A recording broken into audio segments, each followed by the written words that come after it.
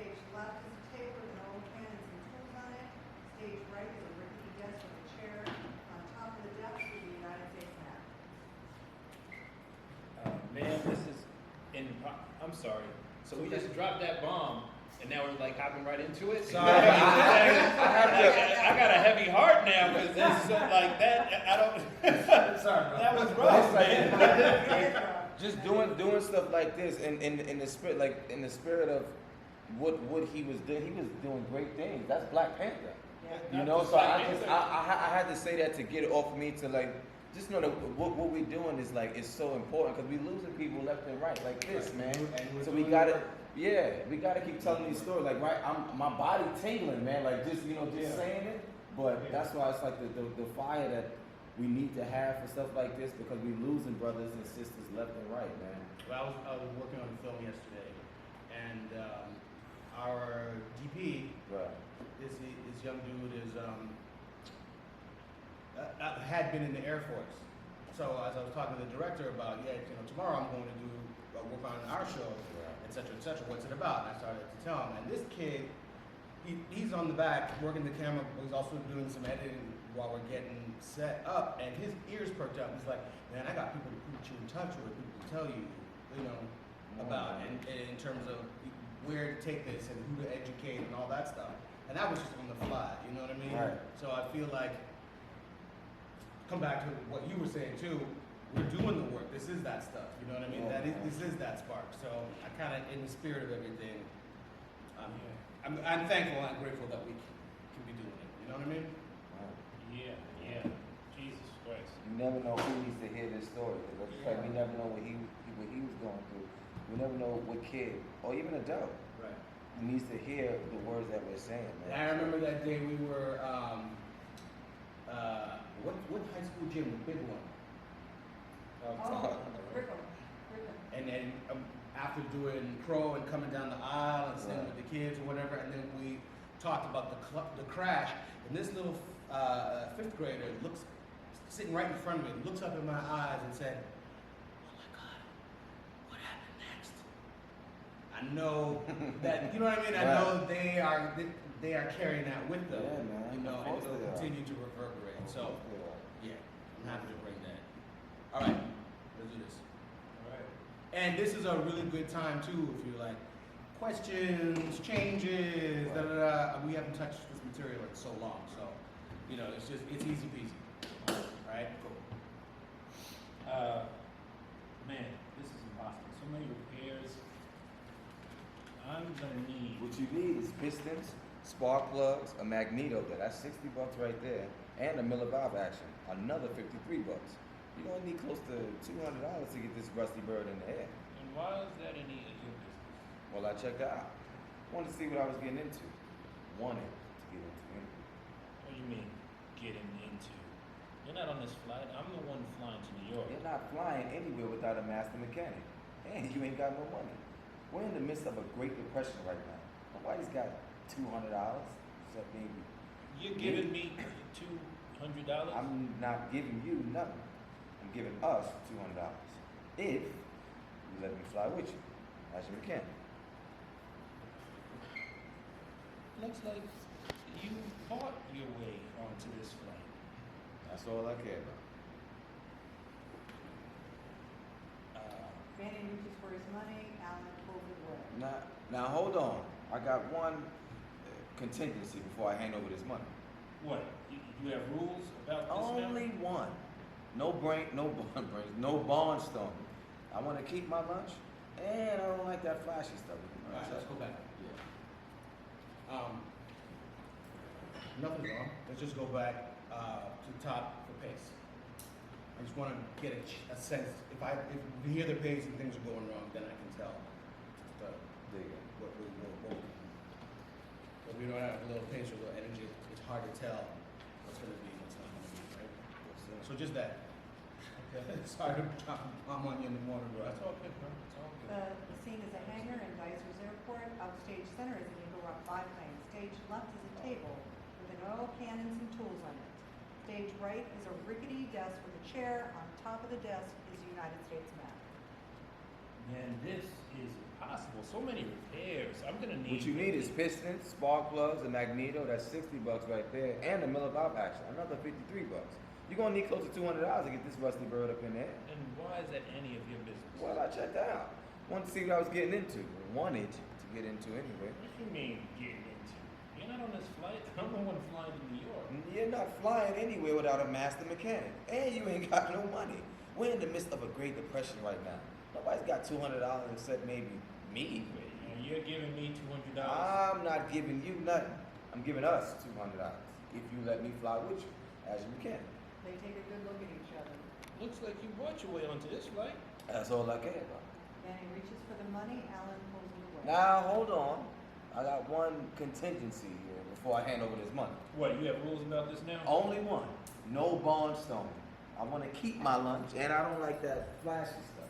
That's how messy that. Alright. This old bird can't take it anyway. Alan hands over the money, then he stuffs it in his pocket. You gotta have a flight plan. One where everywhere we land, we know we'll be safe. Somewhere we know people, black towns. Yeah, don't want to be landing where nobody wants us. And we should fly around the Rockies. Look at that engine. I'm telling you, no way she can climb up to 800 feet. Well, I gotta say, you're right. Manny walks over to the map and points to a location. I think we have to head through Texas. See, I know people in El Paso and Portersville. Man, you don't be like a couple of hobos. Wait, that's it. We'll call ourselves the Flying Hobos. People will love The it. flying hobos. I don't know. As long as we ask each town to donate just enough to get to the next town, maybe. Well, I was thinking You that. stop. Listen. Now, everyone who helps us get to the next town, whether it be gas or food or a place to sleep, maybe they can sign a wing of our plane. We can call those wings the Gold Book. Gold Book. That's kind of smart. Who knew you had it in you? Let's get those parts and get this old bird in the air. So, we're headed to New York, huh? Let me look at this plane. I guess. They leave the I do have stage. a question right here. Yeah. It's always a weird transition for me. Okay. From let's get those parts in. That next. So we're headed to New York, huh? Let me look at this. Oh, okay. I guess Is it top of four or is it bottom? Oh, no. Either top of This, four or top of this four. transition right here. Just doing that line. So we're I know I'm asking the question. It's like confirming that's what we're doing. Is that giving the audience information because they don't know where our I think destination we is gonna are, go? I think this is the second time we mentioned it. So that the intent was to introduce it and then wrap this up with that plan of confirming. So what I'll do. Where's that first time? Just the like, How about if we said, so we're headed to New York and there's no question? We're headed to New York. I guess that's what making messing me up. The question mark. It's the question. I know. I guess how the delivery is supposed. So what Yeah. let's stop that just for the moment. Right. So we're headed to New York, huh? Bang. We're headed to New York. All right. But then what about when we look at this plane? That could be. And that's next. And that But comes- at least okay. that beat is solved, Right, and you right, don't right. have to. You're right. Yeah. There is a beat there where you are both acknowledging that you're on the team together, and then the next, Okay. right? Then let's look at the plane. Is the next Oh. is the next motion, right? So It what's makes that me line? freeze, right? So you echo him. So So it's we're Banning. We're headed to New York, Okay. and then back to Alan. Let me look at this plan.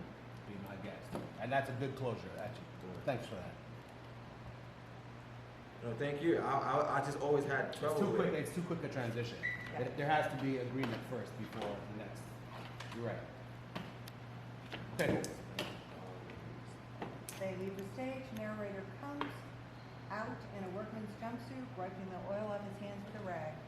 Y'all know about James Herman Bennett, Thomas Cox Allen. They're going for the unbelievable, doing something so audacious no one in a million years believes they'll succeed, least of all me. Hey, let's be honest, they have 3 strikes against them before they even embark. 1, they ain't got no money. Spent all they had getting that bird in the air, yeah? 2, they have a plane whose engine is so old it's a miracle it's even running. And 3, they're colored. That's not to say I'm not rooting for them. I am. I most certainly am. But I ain't holding my breath neither. We see Manning and Allen moving towards the stage. Both are now in their flight suits, flight jackets, and helmets. Banning strolls down, handsome, confident. Alan tries to walk with his chest puffed up but stumbles. He looks around to see if anyone noticed. Looks like these men are on their way. I got a propeller that still needs tending to. I'll be back. Don't worry. You're in good hands. Banning steps forward. My name is James Herman Banning. I was born to fly. Incidentally, flying and I were born the same year, 1899. I came into this world the same time the Wright brothers began their experiments of flight. Imagine that.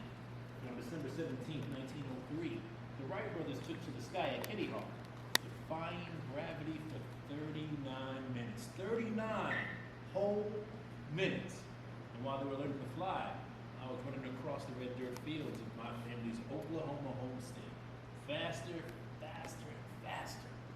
One could say that flying and me grew up together. Let me take that back. One could say that flying and me grew up together. Now, I'm not just any pilot. I'm the first Negro to get his pilot's license in the United States. Before it's said and done, I'm going to be the first Negro pilot to make it from California all the way to New York City. That's right, the Statue of Liberty. Alan steps forward. Yeah, biggest. Just talking about yourself. I'm standing right here, right here. Yeah, he's a big fancy pilot. So now he's gonna tell y'all he's such a great pilot and I'm just a mechanic. Did he tell you that I can fly too? Yeah, I swear. Being a mechanic sometimes being a mechanic seems to mean a person don't count. I swear, being a mechanic seems to mean a person don't count.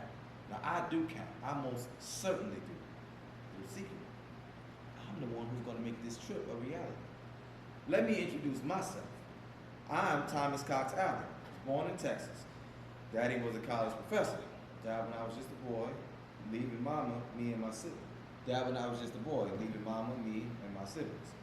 We had to sell a farm and ended up living in Oklahoma City, Oklahoma. I learned to fix planes as soon as I was old enough to work on them. I might not have my license, but I can fly. Excuse me, Mr. Allen. I'm one of the many other mechanics that's been watching you. Now, I know the world's got their eyes on Banning, but we're watching you. Not for nothing, you ain't just a mechanic, man. You're the best. You make us proud indeed. You're the one keeping this bird aloft, and we're rooting for you. So don't feel any kind of way if you ain't shining in the press or getting peacock treatment. You dig? We all know there ain't no flying without wings, no lift without air.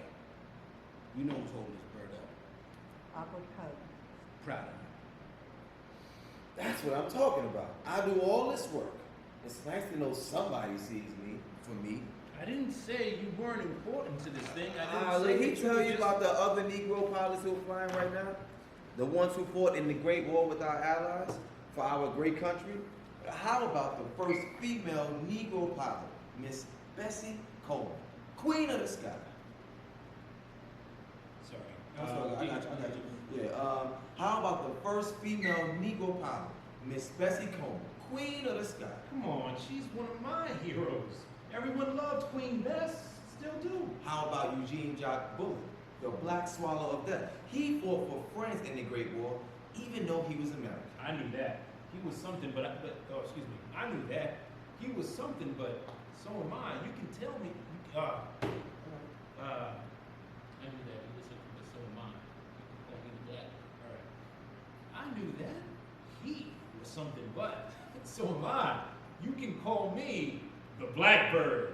See, I taught many other blackbirds to take wings to the sky, even Mary Shimmy Coker. Walked into her jazz club in LA when I was done, she took flight. She flew in one of the first